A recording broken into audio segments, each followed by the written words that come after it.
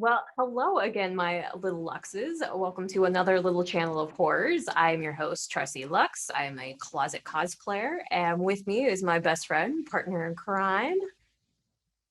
Oh, sorry. I Introduce was I yourself. was I was distracted by the boobs. Um, That's what they're there for.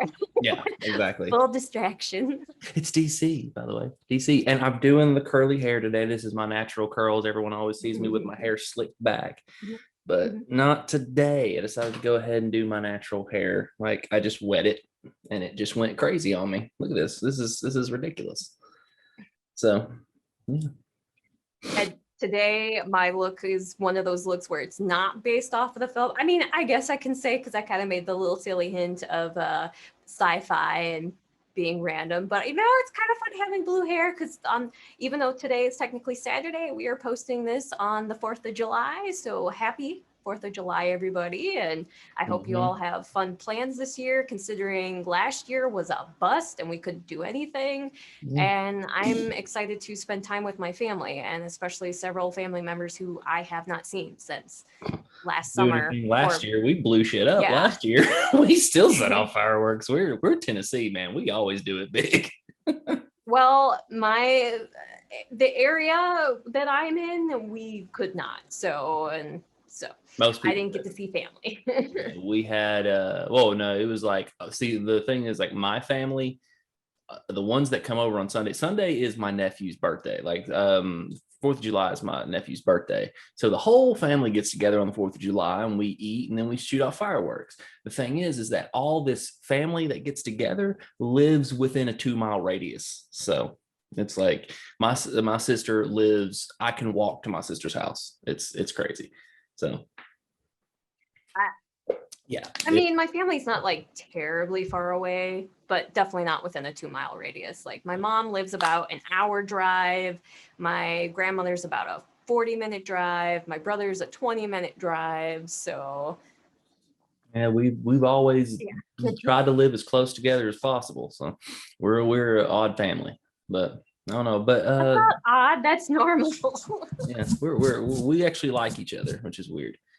So, but I don't know. But this time I got to choose the movie. So I did. I got to choose it, and I went with Event Horizon because I've wanted to see it for a while. I mean, I've seen it before many times. I told the story about working at Blockbuster, and whenever someone comes in, it's like, "Hey, give me a scary movie," I'm always like, "Event Horizon." And I'm like, all right, and it's fun. It's fun that it came out the same year as our last movie. So it came out in '97, just like Mimic. So Yeah. '97 was a sci-fi year. So the late 90s, well, obviously, since we had even talked about it, was the fact that Scream kind of opened the door to make horror movies popular again. Yeah. So yeah, we did. We had a huge boom of all these films that kind of came out, and Event Horizon was one of those. And I want to say it was shortly around the same time as I can't think of the name of the film of it, but there were several different sci-fi films that came out at the same time. And this one, of course, was one of them. So yeah. But I didn't see this one till years later, until, I was in college. It was when the first time I saw this one. But this one had that storyline where I love that the director made the decision. He's like, the typical norm and how the story originally with the screenplay, when it came to him, it was supposed to be aliens. And he's like, nah, that's just too typical. So I love the direction that they took it, and it became ghosts, sci-fi with the idea of the supernatural at the same time. So yeah, this might be the only portal to hell in space ever. So it's crazy. This movie did not do well in theaters. It didn't. But in all honesty, he is Paul Anderson. He directed this. In the opening credits, it says Paul Anderson, but it is actually Paul W.S. Anderson. If you don't know who Paul W.S. Anderson is, he directed the Resident Evil series. So he's not widely known for huge hit movies like Resident Evil was, and I think Resident Evil 2 was. But like after that, they kind of stopped making money, but they kept making them, and they're making another one. But Paul W.S. Anderson doesn't have anything to do with that. But Paul W.S. Anderson, to me, is one of the luckiest men walking this planet because I'm he curious to know married to Mila why. Jovovich. He Oh, married to Lilu Multipass. And that is, well, I don't think they're married. multi-pass. Yeah, I don't think they're married anymore. I think they may have gotten divorced. I don't know. I hope not. But no. I think they're still together. But yeah, luckiest man in the world. I've had a crush on Mila. Yeah, they're still married. They've been married since 2009. I've had a crush on Mila since I was a youngin. So I love that chick. But this did not do well. And right now on Rotten Tomatoes, this thing's sitting at a solid 29%. Yeah. Like it's not rated well. Apparently by the masses, it's not well liked, but within the horror community, it's one of the most beloved movies. We love it. Yeah. Yeah. It's a cult favorite. And what was interesting was when we did the survey and when my husband was kind of going through the list, which of course people now know that my husband's not really into horror films. Like he can't just veg out on them like what I can. And he's like, what's Event Horizon? And then when he saw that Sam Neill was one of the main characters, he's like, how have I not heard of this film? So he looked it up and he read the premises of it. And he's like, I really want to watch this one. So this one was one of those where we all watched the film together, where we had called you and Michaela and had sat and watched the film together, which then you had learned with my husband. He really doesn't do a lot of commentary, especially for films that he's never seen before. He's quiet. And especially for a film like what Event Horizon is, oh yeah, he was very silent through the film. So it's like at the end of it, it was after I'd hung up with you was when he went da da da da da da da da da, and he started talking about it. I'm like, there it is. Okay, because I kept thinking he hated it. And he goes, no, I really liked it. No, if you're silent, yeah, you liked it. I mean, this is like this cast is absolutely So ridiculous. good. So like good though too. Sam Neill, Jurassic Park, Lawrence Fishburne, Morpheus, Kathleen Quinlan is in this. Joey Richardson. I was gonna say pre-Matrix though. Yes, Jason Isaacs is in this. If you don't know who Jason Isaacs, look him up.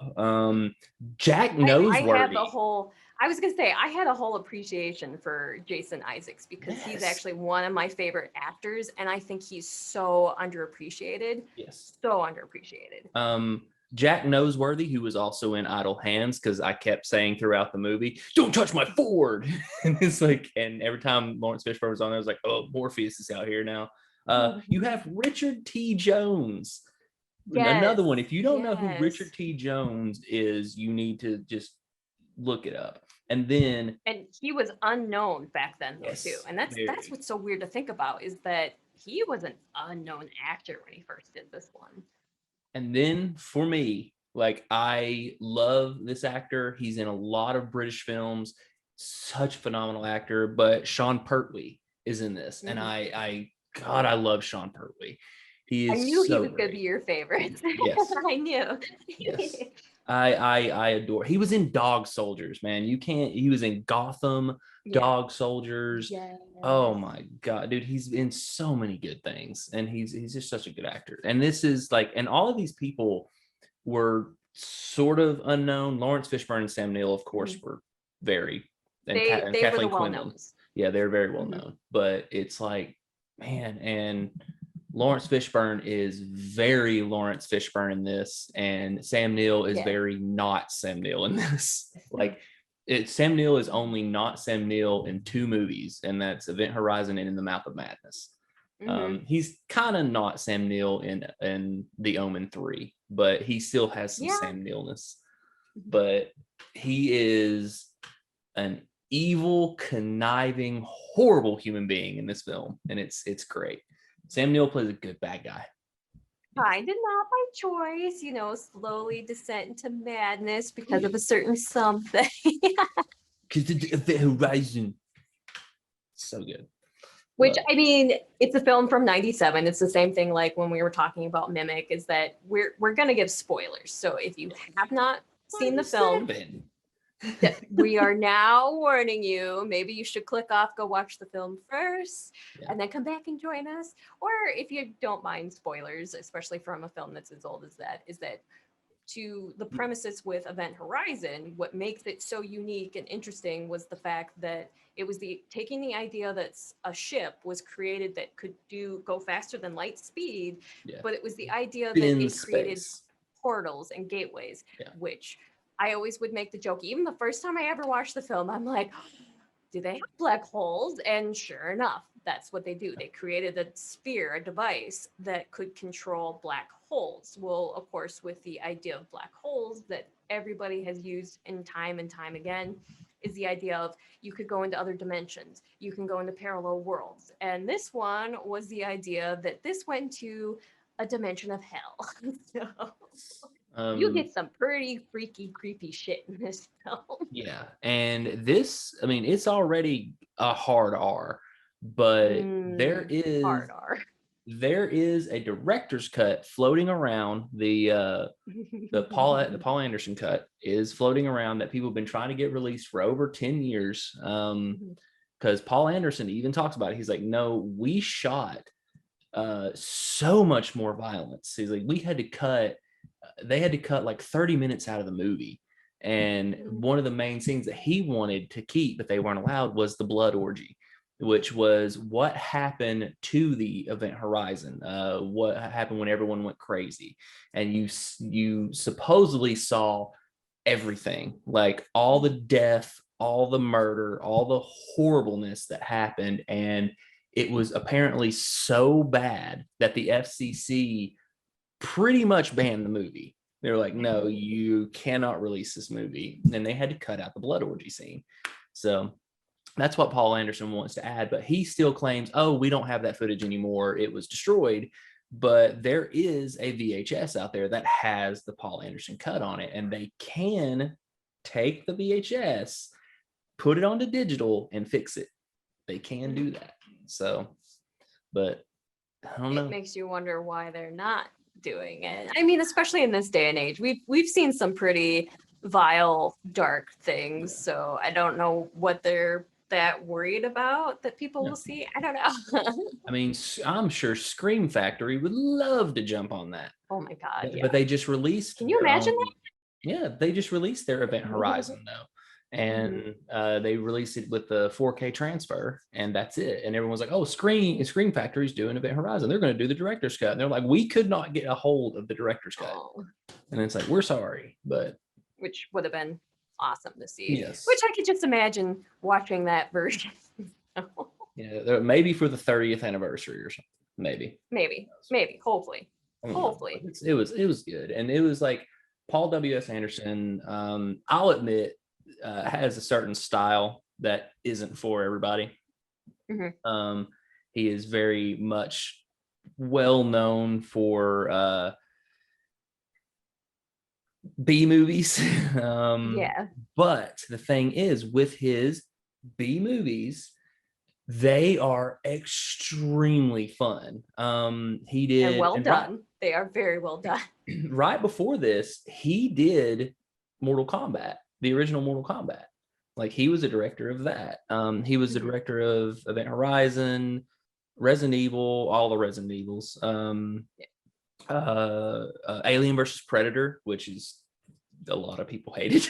Dead or Alive. I love that movie. I liked Alien versus Predator. Dead or Alive. I'm trying to. He actually, one that I always link Event Horizon to, Pandorum.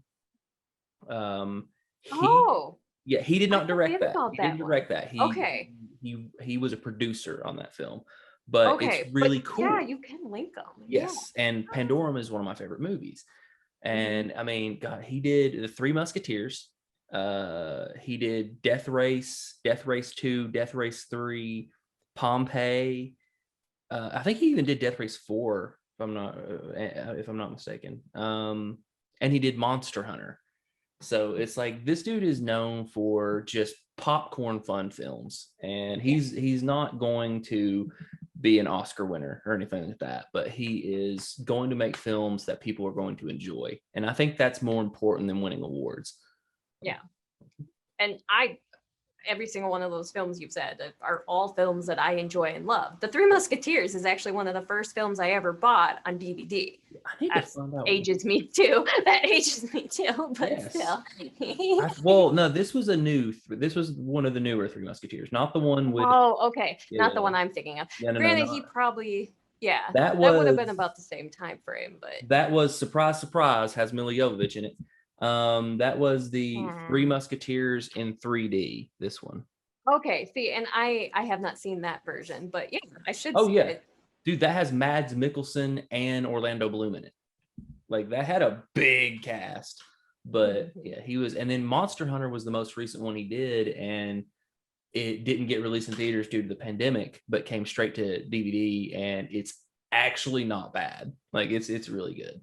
So and I just watched that one recently for the first time, and I really enjoy that film. That's a good one. So oh yeah, he's so yeah, and I'm like with Resident Evil, he created some of the just cringeworthy, not in a bad way, cringeworthy horror. Like at Resident Evil, the first one I saw in theaters, and I was actually blown away by it because it was like because he actually did a really good job of taking the game and adding just enough elements of the game to make it satisfactory for the gamers.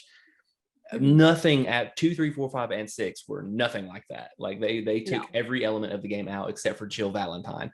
But like he made it awesome. And then, but he made some of the most cringe-worthy things, like the scene where the elevators break down and the woman's head is sticking out of the elevator and it suddenly wrenches up, and you're like, oh my god, yeah, it was such just a freaking cool film. And my point is that he has a certain style, and that is Event Horizon. It's a very stylistic film. He's got Paul Anderson style all over it. It's very cool moments. So I love it so much. It's such a good movie. It's one of my top favorite horror films of all time. So I love it.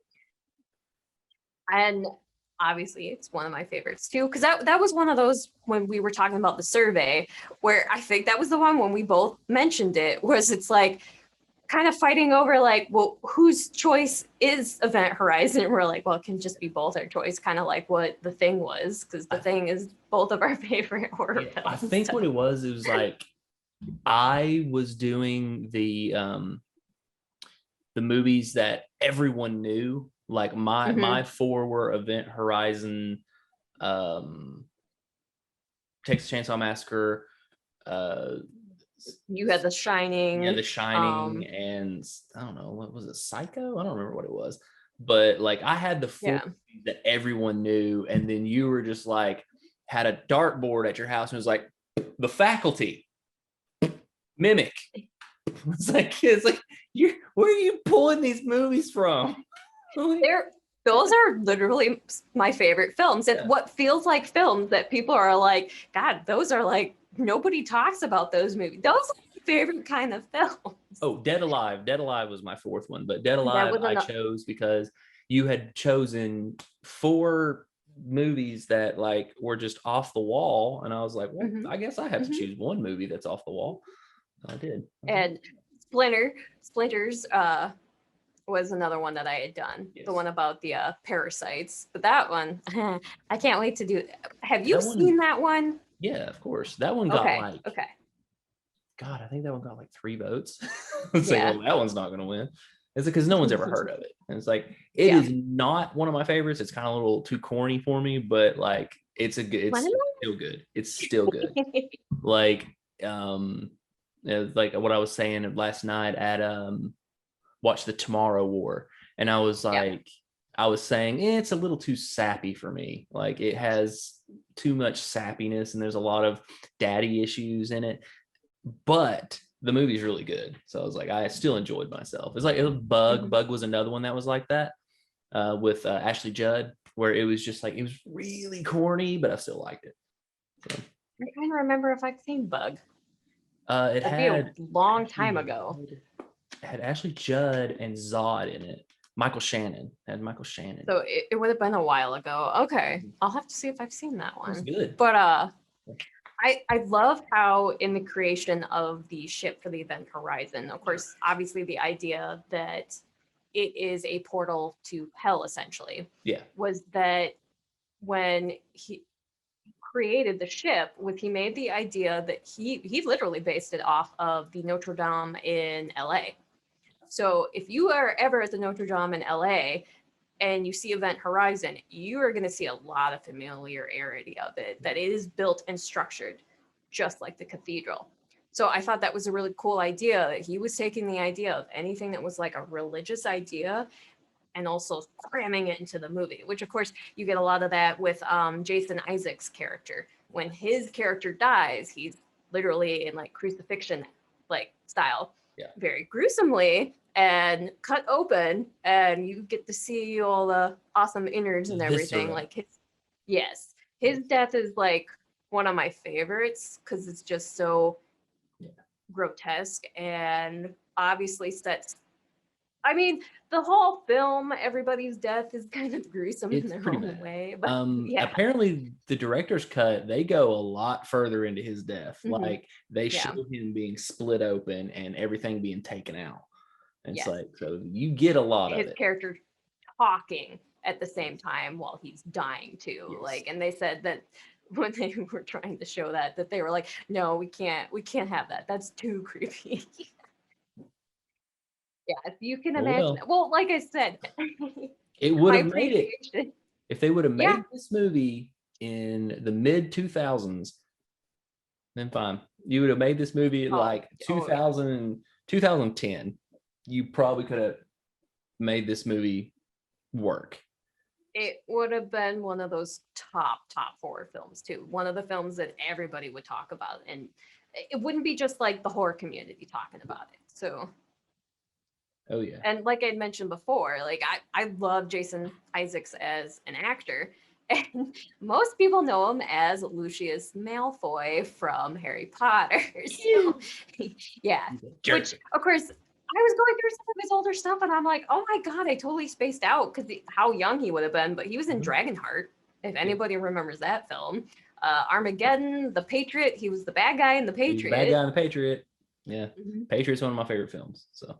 It's so good. The cast is great, and the writing was great. Everything was just, it came together. It's just, I really think this movie came out the wrong time. This was this was a very Marty McFly, Back to the Future-esque film. It's like, oh, you're not ready for that yet, but your kids are gonna love it, you know. And it was very, because it is like the first person I ever at Blockbuster, I had a girl who would come in. She was like maybe 14, sweetheart, and she was just like, I need a scary horror film. And it was like, well, hold on. And then I went to her mom. I'm like, okay, I'm about to suggest a movie for her, but it is really bloody. It is really gross. She was just like, is there any nudity? Yeah, there's a little bit of nudity, but it's not sexual nudity. It's frightening nudity. And she was just like, all right, I'll give it a shot. And since that time, that girl, her name was Courtney. That girl, she would not ask anyone else for recommendations for movies. She was just like, this guy gets it. He knows where it is. Every October, she was like, give me like 5 films I can binge. And I'm like, all right, bam, bam, bam. Like, all right, cool. And I still like talk to that girl. Like we go out to eat, and she was a waitress at like Longhorn Steakhouse or something, or one of our steakhouses around here. And it was like, she was just happened to be the waitress. She's like, oh my god, yeah, I still remember Event Horizon. And I'm like, yeah, that was me. I was the one recommending really disgusting horror films to a 14-year-old girl. So. You know what? It makes sense, because 14 was when I got into horror films, because there must just be something about that age when it just hits you and you're like, these are fucking cool. Yeah, these are disgusting. These are gross. And I was like, and she was like, and she heard me mention Session 9. who she was like, oh, I hear you always say session 9 to people, then maybe I should watch session 9. And I'm like, no. I was like, if you can handle Event Horizon and thought it was great, session 9's not for you, because session 9's a very slow burn. That's more for like wimpy teenagers. Like that'll scare the crap out of people who can't handle horror. But people who can handle horror, that's going to be a boring slog of a movie. I like it just because it's got a cool premise. But and I think and Josh Lucas is in it, and I like Josh Lucas. So yeah. Is there an actor you don't like? Yeah, I can name quite a few, but a lot of people would be very mad at me because Robin Williams is one of them. It's like, I don't like Robin Williams. I'm sorry. You don't like his sense of humor, though. You were the same way with Jim Carrey, too. Yeah, I don't like Jim Carrey. Like, I love Robin Williams in like Good Will Hunting and Dead Poet Society. Holy crap. Dead Poet Society and Insomnia, 1 Hour Photo, but his comedy is just not for me. Like he's too spastic. It's just it's so ADHD that it grinds my nerves, you know. And that's saying something because I'm that way. Like it's just so I would get on my nerves. Yeah, I would get on my nerves. I know I would. So, but yeah. I grew up on Robin Williams. To him, he was like a father figure to me. So it's like when you told me him, I'm like, but when you explain it, I get it. But see, that explains a lot because I grew up on George Carlin and Richard Pryor. So I'm used to why did you? I was like, well, at least George Carlin. I'm used to that sarcastic, just dirty humor and dark yes, and dark. And Robin Williams wasn't that. He was very lighthearted. He does have some comedy specials where he was pretty dirty. Oh god, yeah. But it was like, for the most part, I'm used to disgusting stuff like Eddie Murphy's Raw and Martin Lawrence and stuff like that. It's like I'm used to that kind of comedy, and Robin just didn't do it for me. I was like, that's all right. I think he has a couple of movies I actually like. I think like Jack. I think I like Jack. If I remember the one where he's like aging quickly. Oh, when he's got that weird rare disease and he ages super quickly. Like reverse Benjamin. That's a heartfelt, cute movie though. So. And like Jennifer Lopez was in it, which is really weird. No, that wasn't Jennifer Lopez, was it? His teacher? No, it wasn't Jennifer Lopez. Oh. God, it's been so long since I've seen the film. It could have been her. Who was it? No, I don't think it was Jennifer Lopez. No, because she would have been too. Yeah, she would have. She would have been in her 20s, wouldn't she have? I don't know. I have to find out now. You'll have to look it up. I don't think it was. Oh, it was Jennifer Lopez. Well, look at you, Miss Marquez. Look at you. Because I just remember Diane Lane playing his mother, and Diane Lane and Diane Keaton both remind me of my mother. So it's like, yeah. And it's like, I love them as actresses. They're so good. And they're like the wonderful mother figures where it's like, but so it's kind of ironic that it's like Robin Williams' personality and how freaking spazzy and all over the place he is. That's exactly how my dad was. So maybe Bill that's Cosby why he seemed in that like movie. Dad figure. Bill Cosby was in Jack. Oh my god! And I don't remember it at all. Was he the doctor? Was he the doctor or the neighbor? Played Lawrence Wood. He could have been the doctor or the neighbor. Well, yeah, it's been too long. Bill Cosby was another one that never made me laugh. I cannot stand the Cosby Show. It's just I hate sitcoms where every episode ends in a family hug. It's like, that is not how family works. Like Full House, I wish Full House never existed. It's the most and it came back too. It's the most asinine show. Like, oh yeah, DJ stole today, but she's sorry, so we forgive her. Oh, la la la. Who? No, that's not the way it works. You punish that girl. Like, and they all hug, and it's just like, shut up. No. Who's to say we all got disciplined or reprimanded if we did that shit. So shit kicked out of me. Like, that's why I loved Roseanne, because Roseanne was Oh, way. that was more real. That was more accurate. That was so accurate. Like that was how families were. And Full House was not it. But Cosby Show I couldn't like. And then whenever all the accusations about Bill Cosby came out, I was like, doesn't surprise me. So I was like, it does not surprise me in the least. Like he was too perfect. Like, and that's why I'm scared for Tom Hanks, because Tom Hanks is too perfect. It's like they're gonna find bodies in his backyard or something. And I'm gonna be like, I knew it. He did have a funny skit. I was gonna say, I really hope that he is, because it'd be nice to have someone that is wholesome and good and actually that. So like Keanu Reeves. He had a funny skit. Tom Hanks had a funny skit on Conan O'Brien that was where he used to do the secrets. It was Tom Hanks secrets, you know, and it was Tom Hanks drinking a bourbon, smoking a cigarette, and he's like, "I'm known as the nicest man in Hollywood because they haven't found the bodies yet." Like, yeah. Go, yeah, Tom. I mean, if he jokes about it, it's gonna be one or the other, where he's joking about it because he's just joking about it, or he's joking about it because it really happened. Yeah. I don't know. I want to see Tom Hanks play an ultra villain though. I want to see it. It would be great. Yeah, he's played a bad guy before. Road to Perdition, he was kind of a bad guy. He was a good guy. He was an anti-hero.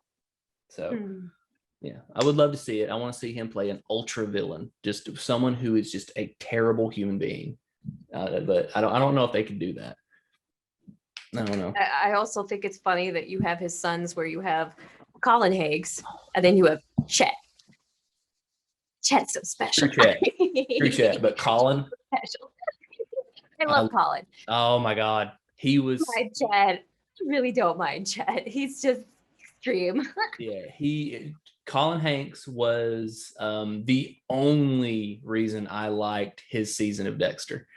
Like his season of Dexter was terrible, but Colin Hanks was great. And it was just, it's hard to watch Colin Hanks and not associate him with Tom, because they look exactly alike, and they even have the same mannerisms. It's like when if you watch Orange County, the Colin Hanks and Jack Black movie, if you watch Orange County, he is Tom Hanks in that film. Yes. So it's very cool. I don't know, but that's what Event Horizon needed, was Jack Black. Yeah. There was some comedy. My God, Jack Black would be perfect for that film. Yeah, and they did. They had a little bit of quips and comedy, but Jack Black doesn't play a lot of serious roles, but he can do it. He's played serious roles before. He brought his own little Jack Blackiness to it, but I mean, he was in The Cable Guy. In The Cable Guy, he was relatively young in that. He was there's another movie he was in like that he was a little less Jack Blacky. So, but I mean, High Fidelity is when Jack Black became Jack Black. So yeah, but it was but no, this had some comedy in it, like, but that was actually the one thing about Event Horizon that I would have cut out, because when the comedy happens, it's very misplaced. Like whenever when Jones is coming in through the door and they're like ready to beat whatever comes through that door, and he comes through and he says, "Don't hit me." You know, I'm like, it's funny, but that's supposed to be a super tense moment. And and it's like, so it's very misplaced. A lot of the comedy was around like Jones's character, now that I'm thinking about it, because he was even when he's floating away from the ship and his reactions of like shit, and it's like, you know, his character was the one that the comedy kind of surrounded around. He was the comic relief.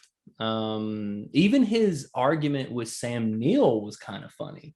Like, and that, I think that was actually supposed to be a serious moment, and it was, but he was very like funny in that moment. And it's like, all right. And then you have the opposite side where you have just god awful tragic moments. Yeah. Oh my God. The break your heart. But it was the whole idea that the ship, since it was a living, breathing thing at that point, and it was chaos, it was hell. So Yes. it was taking anything that would have been your worst fears or the worst things that ever happened to you in your past and using it against you. So Yeah. And anything with the baby bear scene.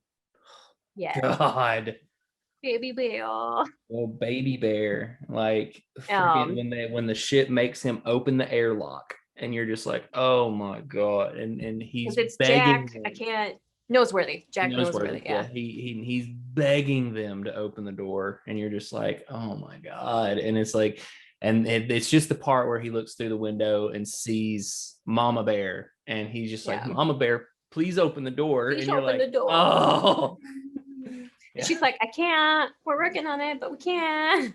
Yeah, we can't override the system. Sorry. And then Lawrence Fishburne, Ike Turner comes like, you know. Mm-hmm. Yeah, Saves the I will day. never forget that he was Ike Turner. He may be Morpheus to everybody else. To me, he was Ike Turner. He was so good in that film at making me absolutely despise him. I'm like, I hate you, Lawrence Fishburne, but I love him at the same time. He's a good actor. You know how good an actor is when they can do a good job of making you love them when they're the hero or making you despise them when they're the villain. So And it's like Lawrence Fishburne is almost the epitome of cool, you know, because yes. he's just whenever he's basically God, not reprimanding, but he's basically lecturing Sam Neill down the hall about like, you know, what's going on, what's going on. It's like that whole scene, you're just like, man, that dude is so cool. And even when he's just like, when he turns it on, he's like, oh, we're going to blow the fucker out of space. You're like, oh, that dude's so cool. Like, I just want, I mean, it's happened before, but I want a full blown right now Lawrence Fishburne and Samuel L. Jackson buddy comedy. It'd be the coolest movie in history.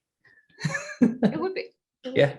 Because those two are the coolest of the cool. Well, Matthew McConaughey is the coolest of the cool. Like, he's super cool. So it'd be awesome. Super. Directed by Guy Ritchie, who is the coolest director. So, well, actually, Quentin Tarantino may be the coolest director. So, yeah. Well, I can definitely agree with that. I don't think he's. They want to talk about certain directors being like the ones that are good at their twists and turns and that, and it's like, you know what, Quentin Tarantino is like the guy that can take a film and what you're expecting to happen isn't what's happening at all. And he is so good at taking like 3 or 4 stories that are happening at the same time. And you keep thinking, when are they going to come together? And when they do, it's like, holy shit. Yeah. And he has, and I mean, his best assets is dialogue. Like Quentin Tarantino can write dialogue, and it's like you can watch. I know a lot of people hated it. I loved it. I love The Hateful Eight. I thought it was a fantastic film. But like you realize you just watched a 3-hour movie with about 10 minutes of action. It was literally 2 hours and 50 minutes of people just talking, and I was riveted. I'm just like glued to the screen. You know, like I love that. And he does that with Pulp Fiction. There's not a lot of action in Pulp Fiction. There's a lot of action in Reservoir Dogs, but it's like a lot. Yeah. But like a lot of it in Inglourious Bastards, a lot of action in Django Unchained. From Dusk Till Dawn. Yeah. That one. Yeah. And that was written by Tarantino. It wasn't directed, but it was written. And it's just a true romance. Like just written by Quentin Tarantino, not directed. But it's like, I mean, I just got his novel, the Once Upon a Time in Hollywood, the novel, and it's just, man, it's like it reads like you're listening to Quentin Tarantino talk. It's very cool. So except without the all right, because he says all right a lot. He's like, you know, and like Brad Pitt comes in here, all right, and then he will go and his dog is going to attack them, all right. He's like, okay, I got you. But he does talk about feet a lot in the book, so he talks about feet. He has a foot fetish. You can tell. You can tell because in every one of his films, there's a close up of someone's feet, especially if it's Uma Thurman. He always zooms in on Uma Thurman. That's just, but he always said that Uma Thurman is his muse, so he always called her his muse. But it's like I think that was the one that got away. So, but he's married and has kids now, so it's all good. or a kid. But I was gonna say, because obviously she was like she for Kill Bill, she is the character for Yeah. that one. And he based that character was going to be her. But of course she was also on Pulp Fiction with him. So yeah, I can see her being amused. So But I don't think Quentin Tarantino's her type, because you got to remember Uma Thurman was married to Ethan Hawke, like yeah. the Ethan, and they have a kid together, like Mm-hmm. who is now an actress that she's in Stranger Things and stuff like that. Yes. Maya Hawke, I think her name is, Mm-hmm. and it's like and it's so weird because she is the perfect blend, because she has Ethan Hawke's kind of I guess spastic acting style, but she looks just like Uma. And it's like, Yeah. so you got the best of both worlds, because Uma is a great actress, don't get me wrong, but Ethan Hawke has a very unique style of acting that just, I don't give a shit what the movie is. If it has Ethan Hawke in it, I'm probably gonna watch it. Like I love. I can 100% agree with that. Like, Yes. even if it's a bad film to most people, Bad. I watch it and I love it because of him. Oh, so I can agree with that. He's so good. I'm a guy that doesn't necessarily love romantic comedies. Like, I really actually hate them. But he did a series of 3, and they are romantic comedies, even though they're under romantic dramas. They are romantic comedies. And Before Sunset, Before Sunrise, and Before Midnight, him and Julie Delpy did like a trilogy of romantic movies, and all 3 of them are just phenomenal. Like, I love those. I love those films. So it's like, shout out to Ethan Hawke, man. He does not get the credit he deserves, man. Agreed. God, he's so awesome. Now I gotta find an Ethan Hawke horror movie. Sinister. Sinister's good. Daylight, Sinister. I enjoy that one with him and Defoe. Oh my god, that's good too. Yes. Yes. Not a lot of people talk about that one. Wait, is that Sam Neill, the bad guy in that one? Which one? Daylight Which one? or Daybreak? Sinister? Oh, Daybreak. No, not Sinister. Daybreak. Daybreak. Oh, is it Daylight or Daybreak? Daybreak. It's the vampire one.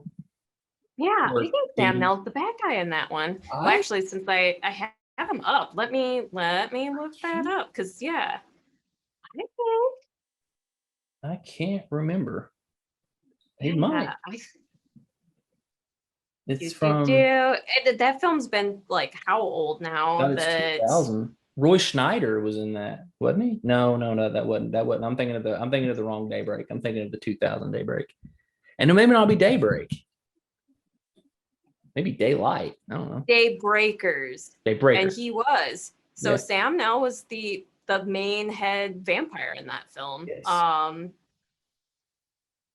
That might need to be one that we watch and cover in this one, because that's one of those underappreciated films in my head. So. That's the one that, like, I remember watching Daybreakers, and I got it because I bought the movie Legion. Okay, and they kind of work together. Yeah, and they're spiritual sequels to one another. But okay. Legion with Paul Bettany.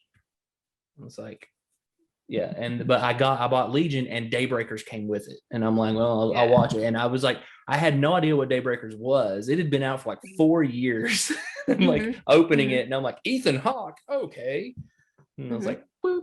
So, and I actually ended up watching it before I watched Legion. So, I think I ended up not liking Legion, but I liked Daybreakers. Yeah, because I really like Daybreakers, and it is an underappreciated film. Yeah, and I was like talking to some people about another one. A request was 30 Days of Night, and I was like, oh, we're going to get around to that because that's one of my top favorites. And I was like, we're getting around to The Mist. That's one of my top favorites. Silent Hill is one of my top favorites. I'm like, we're getting there. So good. Like, we do one movie at a time, and we do one a week, so it's going to be a while before we get to out there, and then someone said Stir of Echoes, and I'm like, Stir of Echoes is a little rough for me because it is there is a rape scene in it, and I'm like, I have an issue with that end. That end scene, it's like, oh man, and it's graphic. Not like the worst kind of graphic you can think of, like Irreversible on the left, that one, but it's God. still graphic enough. It's just no. No, but it's and it's hard for me, not because of the rape scene. It's hard for me because it's a Kevin Bacon movie. And it's like I have trouble not watching Kevin Bacon movies. And it's like like Hollow Man's the same thing. There's a rape scene in that. But it's like it's Kevin Bacon, and it's Kevin Bacon as a bad guy. And I honestly believe Kevin Bacon plays a better bad guy than he does a good guy. So, yeah, but it's awesome. But yeah, but Event Horizon, that's definitely top 2 thumbs up, man. That's up there with God, that's upper echelon, man. That's I mean, I can't quite put it with Psycho and stuff like that, but I can put it with Friday the 13th. Friday the 13th, Nightmare on Elm Street. Cult classics that should be loved and appreciated, and especially for it's like how much time and effort that they put into this. Like the set itself, especially the big dome room that was the gateway, took 4 months to build. Yeah, that took longer for them to do than it was for the actual filming of the film, because I think they did the film in like 3 months. I think they said 90 days of filming. Yeah, so it took longer to build the set than it did for which is actually not unheard of. Yeah, that is true. But oh my God, that set, like when you go into that dome and just like my husband's reaction was like, this feels like a room you should not be going into. And he's like, get out. It's I love it. It's awesome. I mean, I can't find exactly how long it took to film it, but I remember it not taking long at all. So no, I think I saw in some specials at one point in time that it was about 90 days for them. Sam Neill, I know some of the ending scenes where, of course, when he is decked out in the prosthetics, he looks like a creature from hell. Yeah. He would go in as early as 1 a.m. and they would do 8 hours of makeup for this guy. And they're like, it was cold because I think they did the filming in London, the London area. I think so, but it was like he said it was like 8 hours of makeup for an hour of shooting. Like because his scenes when he's fully decked out, it is maybe 40 seconds to a minute of the film is him decked out in he spends longer time with the claw makeup on than he does the cuts. And but that was freaking terrifying. That whole thing is just, and it's like no movie in history has ever scared me. Like I've never been scared by a film, but I know that if there would be one that could do it, Event Horizon could do it. And you can hear Michaela. No, that wasn't. Was it Event Horizon or was it what? No, it was Event Horizon. Whenever we were watching Event Horizon and there would be something kind of creepy going on, you can hear her in the background going, "No, I don't like it." Because that is her thing. If we're watching a horror movie, you will hear it. She'll say it audibly. We'll be in theaters and she'll say, "No, I don't like it. I don't like it." Like, that's great. When she first moved in with me, she'd never seen me play video games before, and I was playing Resident Evil 5, and I was just like, God, and it's movie mode. I'd never played it before, and I was playing the opening scene, and I was playing it for maybe 5 minutes, and she was laying on the couch with her on my lap, and I just hear, no, and she got up and she went to our bedroom. She was like, "No, not doing it." She's so, I mean, she can handle it now, but this is like when we first moved in together. But I mean, we moved in together pretty quickly, so it's all right. But that's hilarious though. That, oh my God, I love that kind of thing that happens. Not the typical like, I can't stand that shit, but it is hilarious when it's like, because I had a friend, it was actually a guy friend that it very similar to Michaela's, where something would happen and he'd be like, "No, I'm not watching this." She's a blanket hider too. I don't know if you know what a blanket hider. Whenever she holds the blanket up, she says, "No, No, she'll do it, man. It's so fucking cute. But she will like be in. So that's why whenever we went and saw The Purge, I took that picture of her holding her 3 liquor bottles, because that's what she does when she goes and sees horror. She gets drunk. That way she doesn't act up in the theater. Like she won't say things out loud, or she won't scream or anything. But home, she doesn't do that. At home, she's very sober and she'll just watch it so she can say all she wants. She can talk all she wants. But then we go to theaters, man, and we're watching some horror. I think we watched Doctor Sleep, and we didn't realize that movie was as long as it was. And she was pretty drunk by the end of that, and she loves that movie. I mean, anytime horror, if we're going to go see horror, guarantee you she's going to buy a small bottle of liquor. A something. So once again, we kind of purposely, I think this time, didn't discuss what we wanted to have for like life. It's more fun that way. Stories for this one, but I know we already did the idea of fear and what we're afraid of, but I'm like, we didn't really touch on base like actual like stories. Like, why don't we do like what is our personal hell? Well, that's kind of what I was gonna say, like a personal hell, or what was the scariest situation you've ever been in? Like your actual scariest situation. Yeah. Because that's what the movie was taking the things that was the scariest things that or their darkest secrets and using it against them. And it's like, what was the situation you have been in that like scared the shit out of you? Okay. It is not a darkest fear. It isn't a darkest secret, but the scariest thing I've ever done. I live in Tennessee. I live,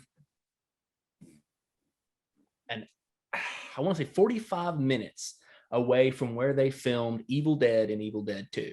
You can drive down my road down here, turn to your right, keep going for about 40 minutes, and you'll come up to a dirt road. If you pull off the highway, you can follow the dirt road, and it'll lead you to the Evil Dead cabin, or what used to be the Evil Dead cabin. Now all it is a pile of stones, because Bruce Campbell and the whole crew burned down the cabin, and all that was standing was a chimney. Now that chimney is fallen. But was that on purpose, God, I was. Oh my God, I was, Jesus, 20, 21, 22, I don't know. I was alone. I was bored. My wife at the time was visiting family. So I was like, I'm alone. I'm bored. I'm going to go see where they film Evil Dead. That's what I want to do. Looking it up, putting it in the GPS, let's go. And I drive out there. I walk over there, and I am checking out the ruins of this cabin. I'm like, man, Bruce Campbell stood right here, and they were filming the movie right here. This is so wonderful. I mean, I'm having the time of my life, and I'm standing on rubble, and it's just, but I'm standing there chilling, and I hear it's the racking of a shotgun. And I like turn around, and I have a dude pointing a shotgun straight at my face. I'm like, oh shit. Hi. I'm like, fuck, hello. And he's just like, you need to get off my property, son. I'm tired of you. I'm tired of you teenagers getting up here and getting on my property. And I'm like, dude, I did not. He's like, this is private property and you need to leave. And I'm like, I honestly did not know this is private property. I am really sorry. There were no signs, sir. There were no signs. You didn't see the no trespassing sign. And I'm like, I did not see one no trespassing sign. I came up this dirt road, and he was like, well, I'm going to follow you back to your car, or I'm going to make sure you go on your way. I'm like, okay, that is fair. I will do that. And he did. And we passed where I got onto the dirt road, and I just hear him go, shit. And I was like, well, he's like, somebody took his sign. I owe you an apology. That sign is no longer here. And I was like, dude, I'm sorry. I didn't realize. He's no, you're okay, son. You just get back in your car. It'll be all right. I mean, I was scared for my life, but I was like, dude, do you realize how much money you could make just opening this up to the public? And he's like, I don't want people on my lawn. He's like, I've got 120 acres, and I don't want people on here. He's like, I bought this years ago, long after that movie was shot. And he was like, and I don't see why you guys like those kind of movies. It's like, those kind of movies are not for people. And it's like, they're violent and vile. And I'm like, I'm sorry. I love those movies, but I understand, dude. And he's like, well, I once again apologize to you because I did not realize the sign had fallen. I'm like, because it was on a chain and there was a Oh, sign and the chain had fallen. And he was like, the chain must have rusted. And he was like, we don't get as many people coming over here as we used to get. He's like, it's kind of died down. And I was like, I didn't. He's like, yeah, people don't realize that that cabin is like right there. And then he's like, but the cool thing that the whole thing that changed it, fun thing was, he's like, but if you drive down this dirt or down this road about 3 miles, you'll come across this bridge that'll look very familiar to you. And he just walked away. And I did that, and it's the bridge from Evil Dead. And I was like, oh my God, that dude was so cool. But he was really nice about it and everything. He lived in the house across the street. And okay. I just So didn't. he had watched you go up there. Yeah, I didn't know that it was private property or anything like that. I had no idea. I was like, then how did they film this movie? This is on private property, but it was owned by someone else. Now Yeah, he owns before it. him. Yeah, and it was like, yeah, that was pee pee pants moment right there. That was I. Like, Yeah, I ain't had a gun pointed at me, oh, that wet spot is me. but that shotgun wasn't loaded. So he informed me that the shotgun was not in fact loaded. And I'm like, what if I would have been Intimidation some kind of factor. deviant and would have attacked you, Yeah. And it's like, but I didn't say that to him, but it was like, No. it's like, it could have been bad for him to bring a shotgun not loaded. And it was like, it was an old school one too, but it was a racker. And I was like, that sound though, I was just sitting there touching. He said that the reason why the chimney fell is because people would come and take stones out of the chimney for souvenirs. And eventually the chimney just fell. And I'm like, Yeah. dude, that sucks. Like See, people that's what I don't stealing. like that. Yeah. Why do people have to take a souvenir? Yeah. Like, it just take I was pictures. happy I've been to several of the horror locations and I wasn't filming. I wasn't doing anything like that. And he mentioned that he was like, well, you're the first one here that didn't take pictures or film or anything. And I'm like, what the fuck is there to take pictures of? It's a pile of leaves and a pile of stones. Like, there's nothing I to understand if you take a picture of the bridge, but yeah, yeah, the bridge I would should be have taken recognizable. a bridge. But it was the same bridge. And I was like, that. And he said, if you follow that, there's a bridge. And he was like, but all the other locations are on the other side of town, about an hour or two that way. But he was like, if you go down this road though, you'll come up to a bridge. It'll look very familiar to you. And I'm like, okay, you don't like the movie, but you know where all the locations are. Okay. I see you. But I don't know his name or anything. He was actually, besides the scaring the crap out of him part, he was actually super nice, like super. Well, especially when he found out that the sign had fell, where he's like, "Oh shit, I'm sorry." And the whole time though that I was on that little adventure, I was just like, man, I wish I would have taken Brandon on this adventure. But I don't think he would have cared. He's not the Evil Dead guy. So yeah, you and B story again. Yeah. Oh yeah, we got plenty of them. We're idiots, All right, but I can't imagine what your personal hell would be. I mean, mine was, of course, because we obviously, one of my fears is a fear of the ocean.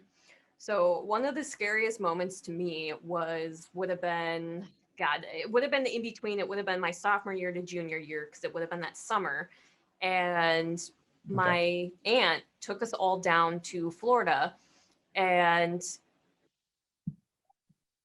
for whatever reason, she just decided she wanted us all to go on this vacation together. She rented this beautiful house on the beach and out in St. Augustine. And of course, this was back before when you told me that now St. Augustine, unfortunately, has become run down. Yeah. But no, it's not too bad. It's just not what it used to be.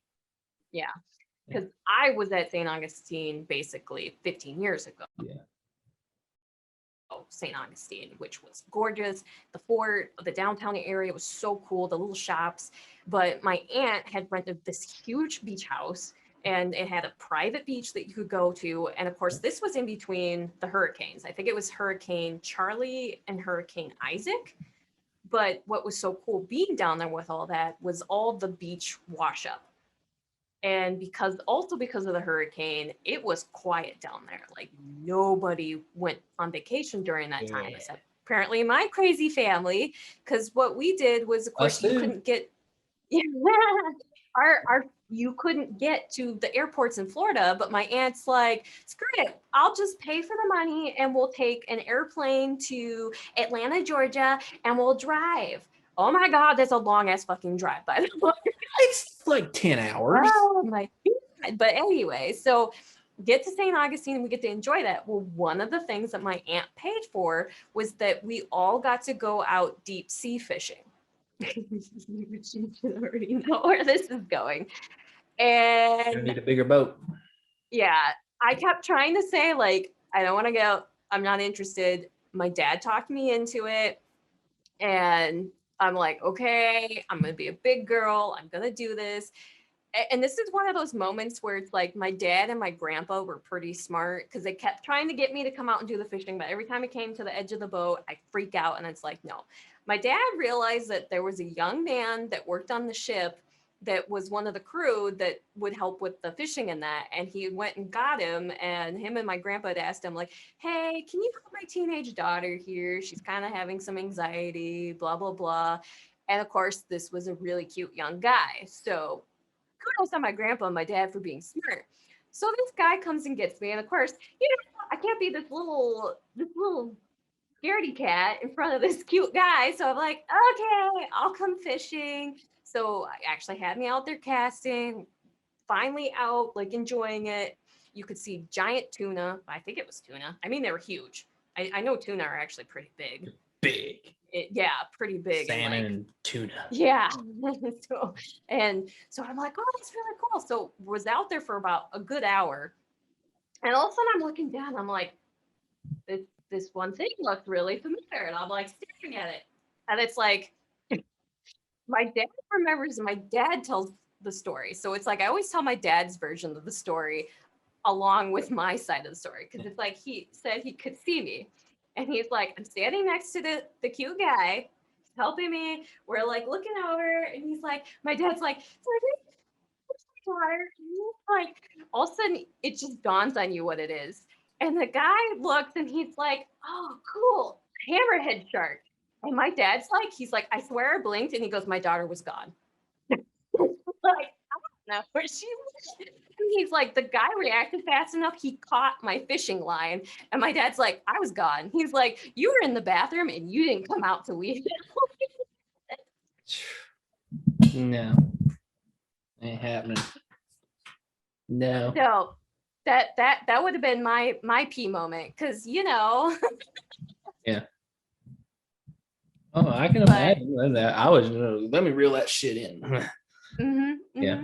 Nope, I was just gone. I was gone. And yeah, that's one of those versions where it's like, yeah, I have my own version of the story, but my dad's side of the story was so much funnier, where he's like, boom. He's like, I've never seen you move so fast.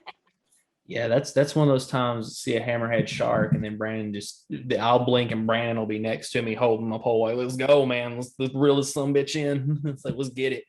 Like, I'll get the net. Let's go. It's like, I'll poke him with something. Come on, get on there. I'd love to see if I could conquer my fear and just do it. I mean, it's been how many years? As much as it terrifies me, I also have a fascination with it. I can't wait. Oh my God. I can't wait until you get vacation time and y'all come to Pigeon Forge or something like that. Because I swear, me and Michaela are going to take you to Ripley's Aquarium, because we have a gigantic tunnel and you walk down it and it's underwater and the sharks just swim over you. It's beautiful. I've done that. Done that. That gives me anxiety, but it's cool. It's especially because at the Atlanta, Georgia one, they had that, and they have the giant whale sharks, and oh my God, they are beautiful. But the whole time you're just like, there's when you're walking through the tunnel, and the one in Pigeon Forge, Gatlinburg is where it's actually at, and you're walking through it, there's a mark on the window. It's just a scratch, and it says where a shark attacked the tunnel, and it's like, Yeah, No. you get all kinds of stuff like that, and it's like really, really cool. And yeah, I mean, I've been to the one in Atlanta and stuff like that. That one's cool. The best aquarium around here though is we have one in Chattanooga, the Tennessee Aquarium in Chattanooga, and like we have gigantic tortoises, and that's my thing. I love tortoises. So it's like we have Cool. humongous tortoises, and I'm like always trying to get them to do the headbutt with me, like, dude, you know, always trying to get that, but they don't come close enough, and I'm always like putting my head on the window, waiting on them to like, dude, you know. It's I mean, I one do of watch those some things. movies. Yeah, Yeah, true, very true. It technically would be a sea turtle, though, right? it's a sea turtle. Yeah, it's a Not a tortoise, but sea turtle. big old sea turtle. Yeah, like huge thing. Well, they have tortoises too, but those are out of the water. Yes. But they do have sea turtles as well. But the sea turtles are the ones that headbutt you. It's just you get the tortoises outside, and the tortoises are massive. But yeah, they only have one sea turtle though, and I haven't seen it there in a while. Like it's not been out swimming, out and about. Yeah, but it's cool. That's my favorite aquarium to go to. So, but I mean, someday, I love the Ripley hopefully. One. Yeah, I love the Ripley's one. It's just that when you go to Ripley's aquarium, there are a ton of people there. We like going because we like petting the jellyfish and the stingrays. Yes. Yeah, that is cool. Yes. Well, I can say I petted baby sharks because of aquariums and that. So I mean, like I said, it'd be interesting to see what I would do now, just because I mean, my personality from high school is completely different than my personality now, because I'm the type of person now where it's like, I'll go out of my way to do the things that make me uncomfortable. So. Oh yeah, we go to any kind of, well, we don't go to just any zoo. We have to make sure that it's like a humane zoo. Yes. What our zoo Knoxville is owned by Jack Hanna, and like if he finds out that animals are being mistreated, it's done. Like he will shut that place down. So it's like we have been like we went to the one in Nashville that has kangaroos. You can go into the kangaroo enclosure and pet the kangaroos, and we've done that. And like I mean, but whenever we go, if there's something you can pet or hold, like Michaela is first in line. She's like, oh, a snake, sweet. And she's just like, snake. She loves snakes. She hates spiders. But if there's going to be a tarantula or something, yeah, it ain't going to hurt you. She'll let it crawl on her hand or something like that. She's just like, let's go for it. Let's do it. Let me hold a porcupine. Let's go. Like she loves Don't hug it. No, she loves that stuff. Like, I don't know, man. She like, but then we leave and she wants a pet. She's like, I want to go get a pet. I want to go get a snake or something. She wants a guinea pig. She wants guinea pigs so bad she can't stand it. It's like, I want a guinea pig. Cute. They're adorable. And they're an easier pet. You just gotta clean them. You just gotta clean their carrier every once in a while. Her lifespan is so short. It's like she's going to get so attached to this guinea pig and it's just going to die. And then she's going to be distraught for a week. And I'm like, I can't. They're bunny then. Bunnies last a lot longer and you can litter train them. I can't handle that. I can't handle her being all bleh. Because I don't get laid when that happens.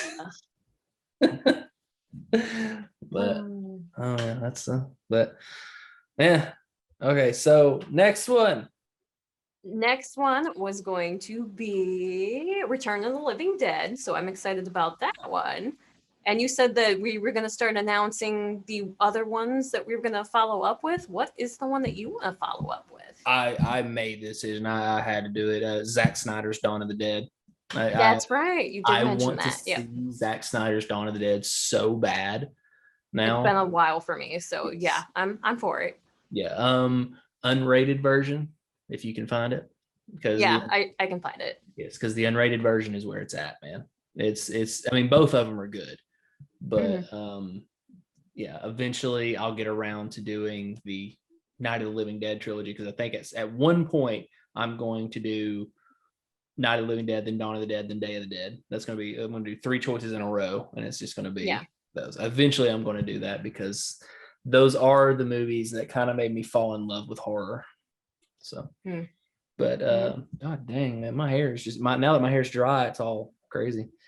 Frizzy. Look at this right here. Oh my God. It is the swirly curly.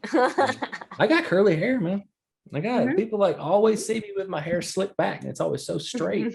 But then if I actually don't put product in it, it's this crap. But I got black hair, so you can't really tell.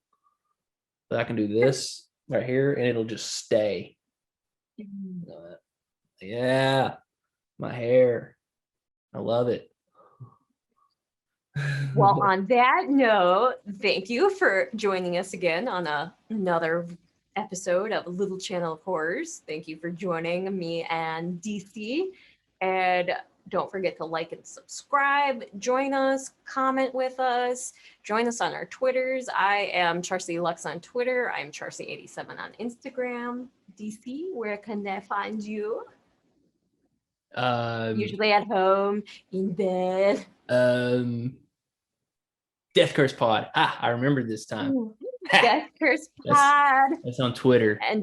And Death Curse Podcast on Instagram. Yeah. And no, I think people are actually listening to me when I say I don't really use that because no one really talks to me on Instagram or no one's following me. It's just, I just don't do it, man. I don't like it. And it's just like I have almost 4,000 followers on Twitter and I've only been on there a year.